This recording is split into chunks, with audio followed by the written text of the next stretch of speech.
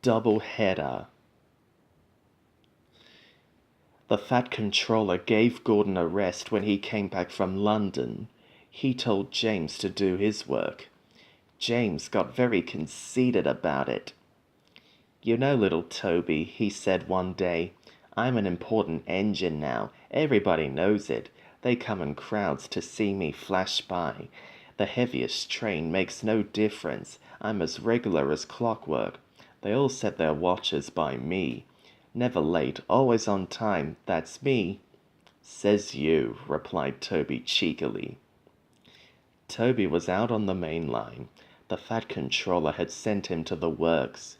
His parts were worn. They clanked as he trundled along. He was enjoying his journey. He was a little engine, and his tanks didn't hold much water, so he often had to stop for a drink. He had small wheels too, and he couldn't go fast. "Never mind," he thought, "the signalmen all know me. They'll give me plenty of time." But a new signalman had to come to one of the stations.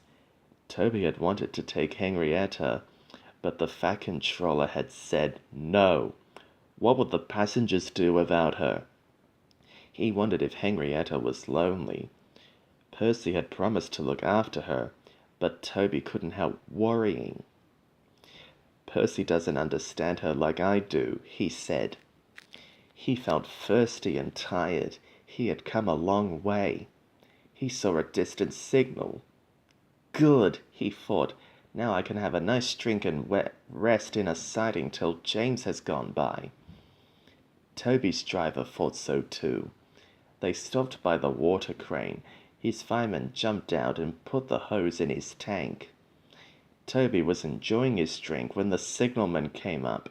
Toby had never seen him before. "No time for that," said the signalman. "We must clear the road for the express." "Right," said the driver. "We'll wait in the siding." "No good," said the signalman. "It's full of trucks. You'll have to hurry to the next station.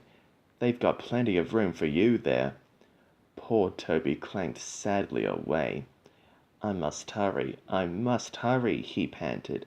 But hurrying used a lot of water, and his tanks were soon empty. They damped down his fire and struggled on.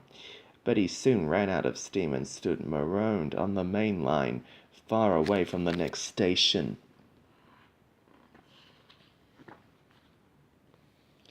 The fireman walked back. He put detonators on the line to warn James and his driver. Then he hurried along the sleepers. "I'll tell that signalman something," he said grimly. James was fuming when Toby's fireman arrived and explained what had happened. "My fault," said the signalman. "I didn't understand about Toby." "Now, James," said his driver, "you'll have to push Toby." "What, me?" snorted James. "Me? Push Toby and pull my train?" "Yes, you." "Shan't!"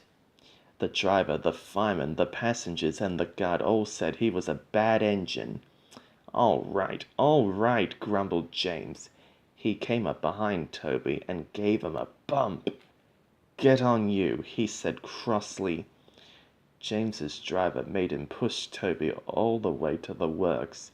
"It serves you right for being cross," he said. James had to work very hard, and when he reached the workstation he felt exhausted. Some little boys ran along the platform. "Coo," said one. The express is late. A double-header too. Do you know what I think? I think," he went on, "that James couldn't pull the train, so Toby had to help him." "Caw!" said James, and disappeared in a cloud of steam.